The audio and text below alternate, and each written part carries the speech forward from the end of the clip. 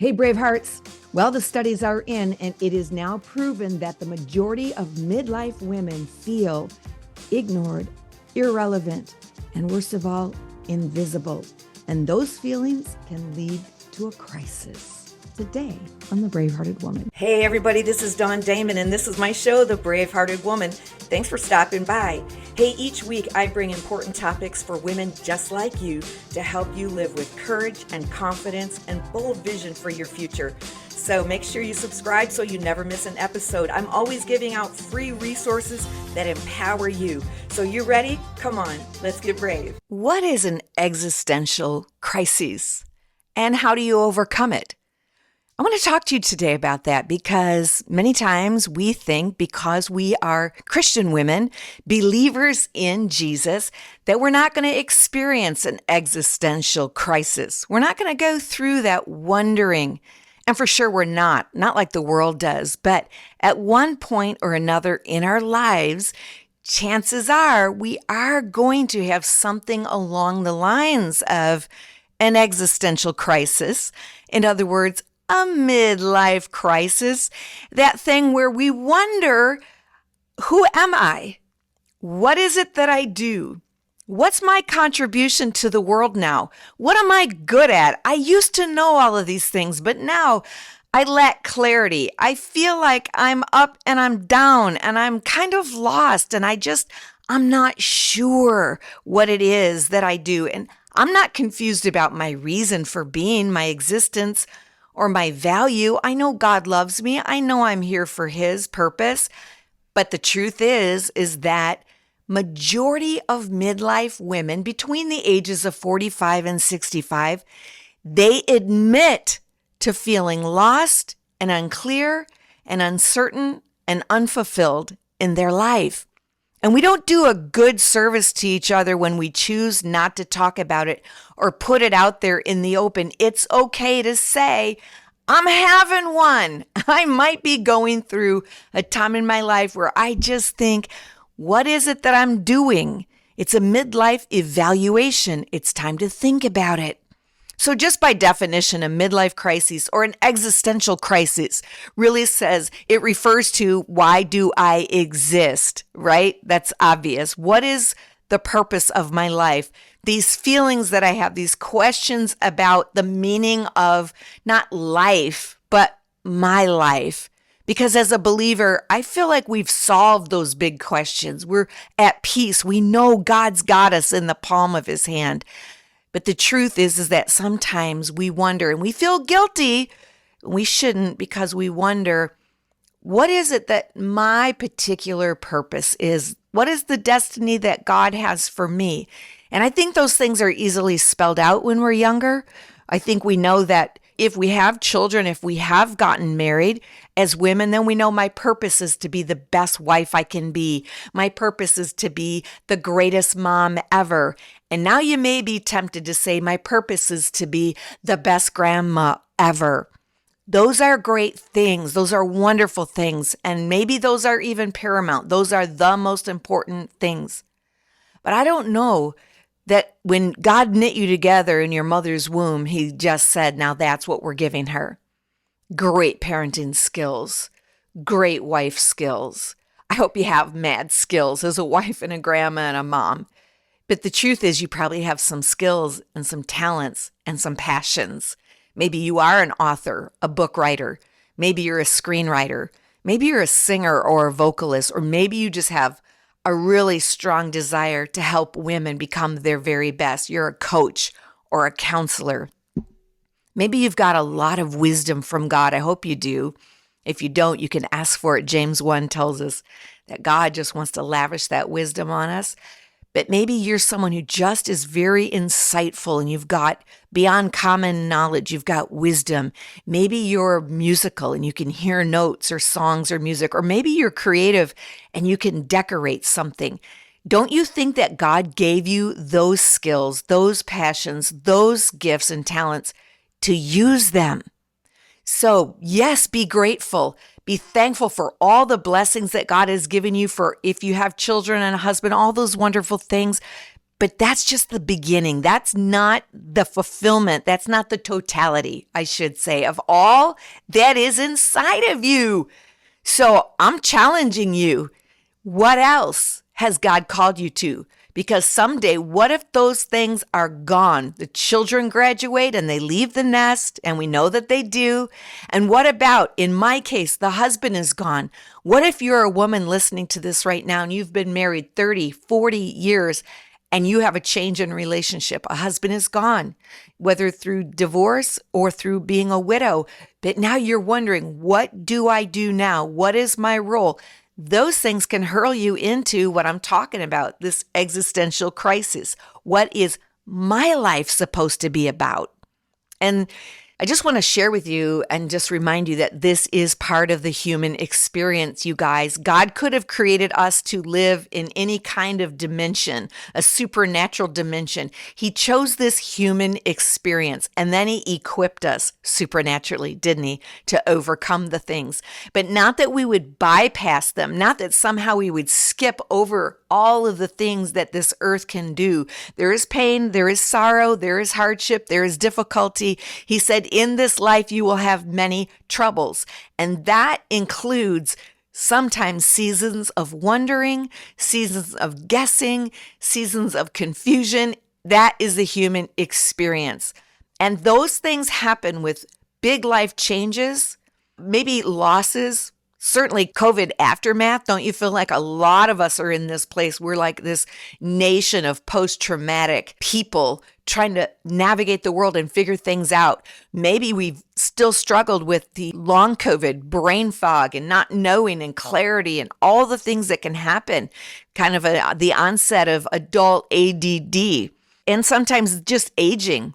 That can bring on a crisis for sure. The transfer of power, where other people are now in the seat of power and you've stepped away and you're like, okay, what's my influence? What do I do now?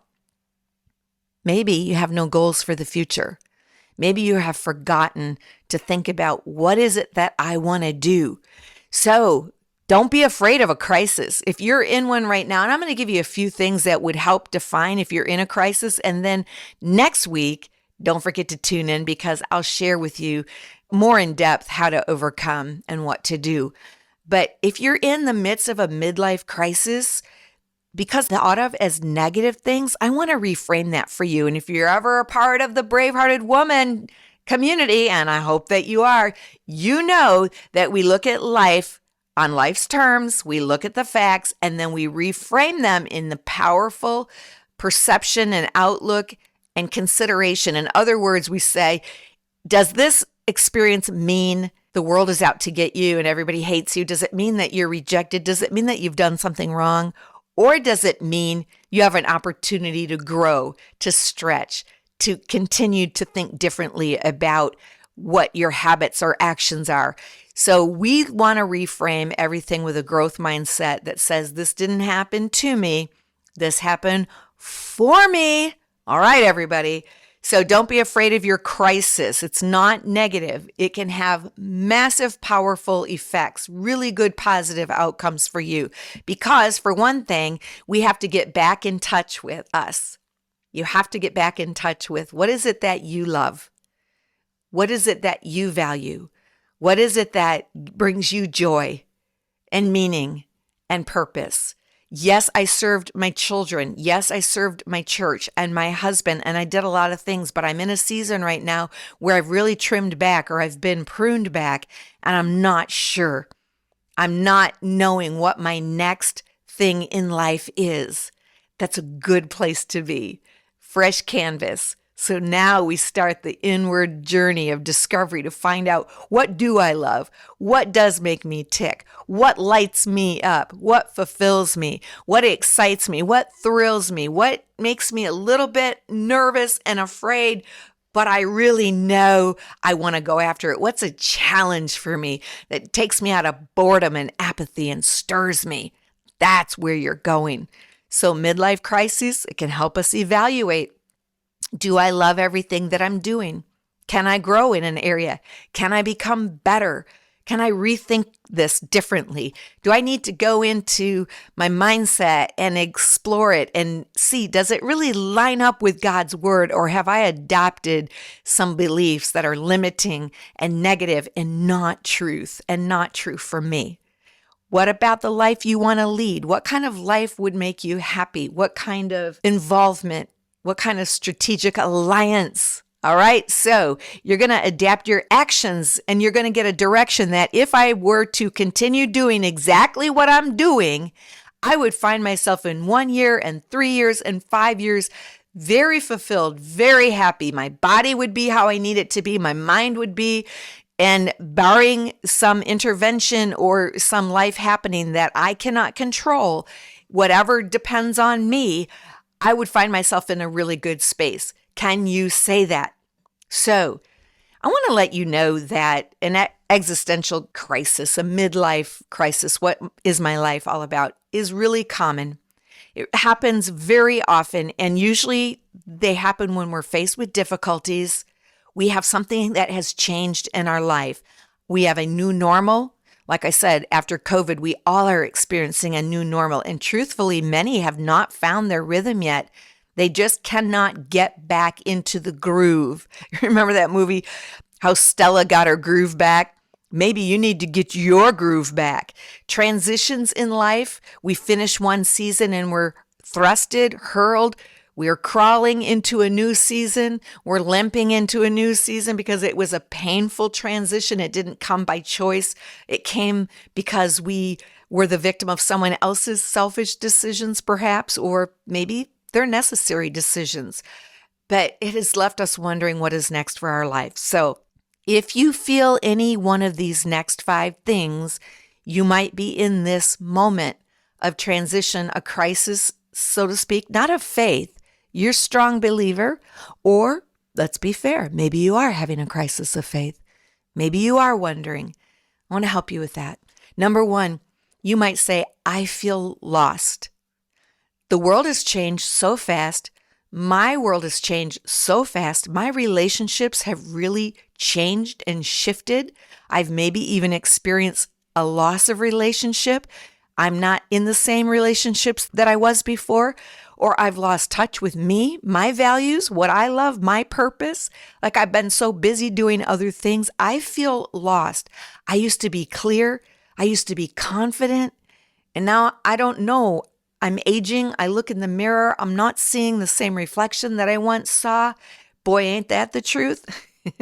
I'm unsure of what it is that I contribute to the world. Am I even relative anymore? Now, I'm not saying my value. I know my value. You might say, I know God loves me. I know I'm valuable. I know my family loves me. I'm just wondering what my offering is to the world. And if I'm telling the truth, I feel lost. Maybe this is you. Number 2, there's just a rise of stress in your life or mental distress. You know, I'm experiencing a little bit of this where there are so many areas of life that are coming at me very fast. They're coming at me like tennis balls coming out of one of those automated machines, and I can't bat them all back fast enough. Some of it is self-inflicted. Some of it is life. You know, more is more. So you have 3 children. They get married. You really have 6 children. I have a blended family. I have 8 children, and the 8 children have given me 12 grandchildren. And now I have 1 great granddaughter, and they all have lives. And they all have a story that's unfolding, and they all are on journey, and they all have a purpose. And sometimes all of their lives are coming at us in a million different directions, it feels like. And that creates a rise in anxiety, a rise in stress. You're praying for them all. You want them to all do well, right? They're all in school now, or the baby had this, or the marriage has got that. There's just all, and that's just children.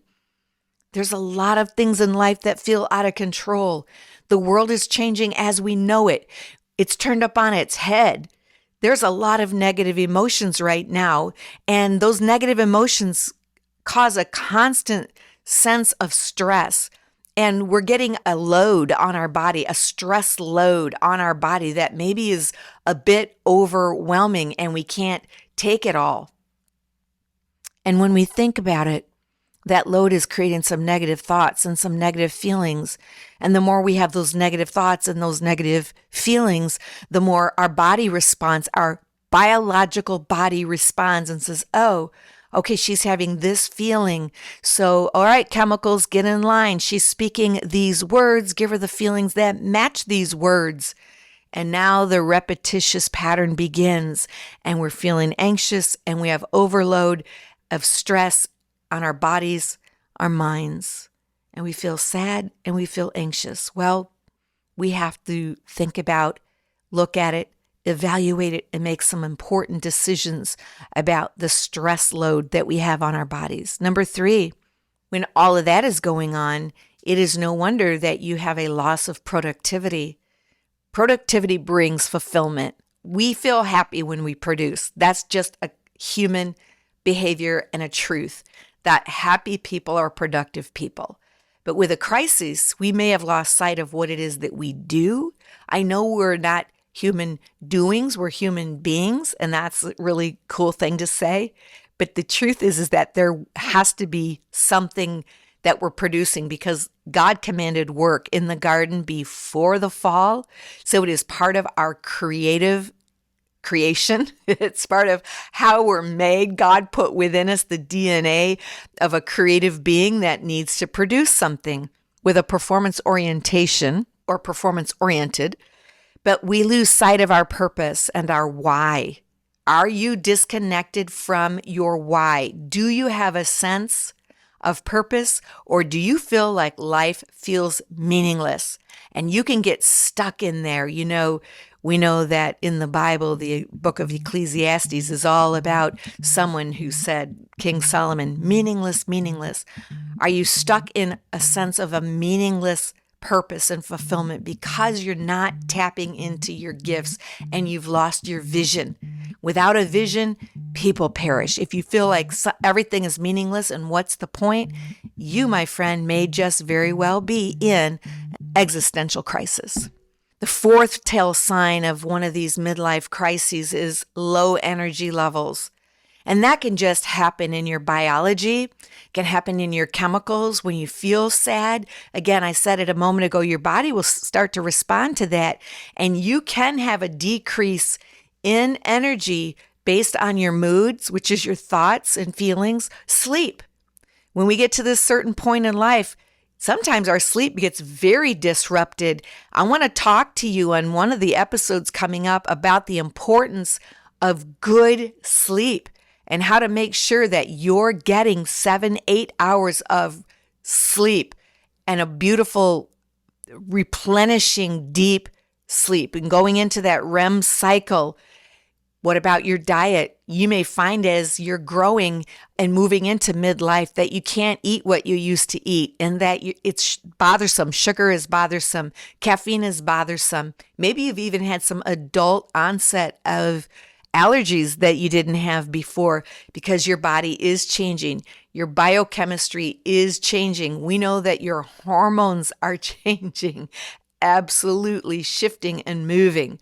And so if your mood is low and you don't feel like moving around or engaging in as many activities as you do, you're going to find this multiplying. Remember Newton's law? A body in motion stays in motion, but a body at rest stays in rest. He actually said an object, but I'm using it as a metaphor for our bodies.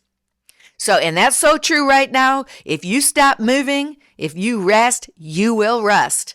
So, the less you move and engage in activities, the harder it is to get up and do that thing that you want to.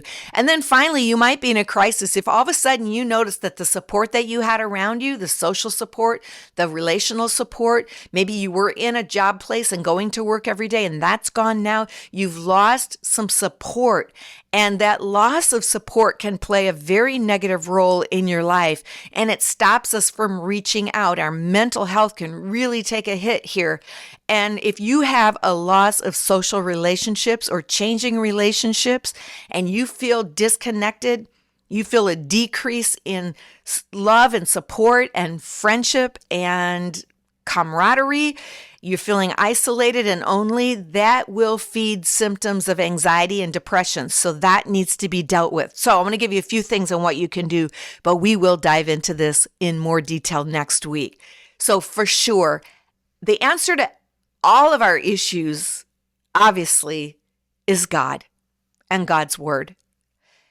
But I don't want to be cliche, and I don't want to say just pray more and talk to God. So those are always the things. Talk to God and pray and be in community of believers who will bring you up a level. But I want to tell you this. The first thing you need to do is reconnect with your purpose. The crisis of why am I here has been solved by most of us because we believe in Jesus. So we know why we're here. But what specifically am I supposed to be doing? What is my destiny? What is my purpose? What is that one thing that he's put inside of me that I'm supposed to do? That I may not be very clear on. And you need to connect with it. And so it's time for a discovery retreat. Whether you do that with a coach, and I'm happy to do that with you. I've taken clients through that. Whether it's something that you want to just do on your own, but it requires a midlife inventory. It requires a deep dive into you. There is a discovery that needs to happen, a reimagination of all that maybe God has created you to be, that you let go dormant.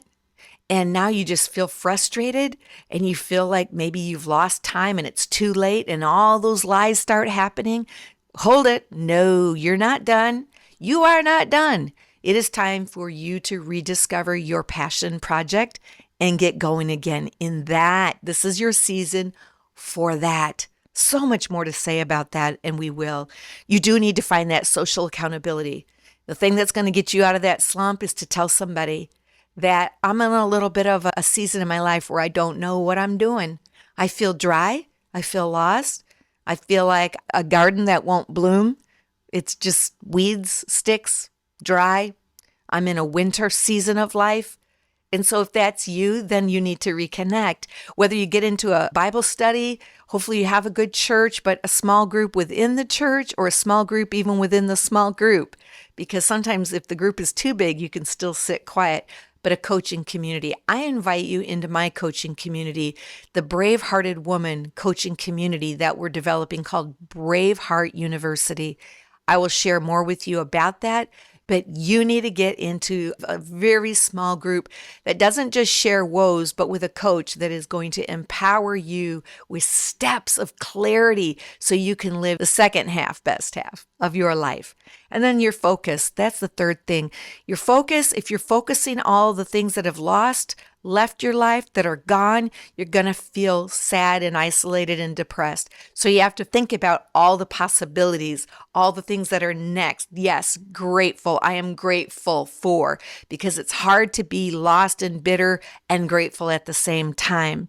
But fill your mind with the right things. Get your focus and fill your mind with the right things. And that's, once again, the things that stimulate joy and beauty, that fill you, that feed you, that grow you, that stretch you, that teach you, that train you. A book, your affirmations, your goals. I hope you have your vision board that you're looking at every day. All of those things matter. If you don't, I'm here to help you. You can reach me at dawndamon.com or braveheartedwoman.com. I want to help you. And so there, if you'll go, I'll say it again, you can find me at braveheartedwoman.com/resources. I have a lot of gifts there for you. And I also have a phone call that you and I can have. How about if we talk about where you are and what you feel like you need and what a strategy could look like for you in your life to pull you out of this season? I want to help you. I'm trained to help you. I've taken thousands of dollars worth of courses, classes, certifications, and I am ready and prepared as the best coach for you. Let's do this thing.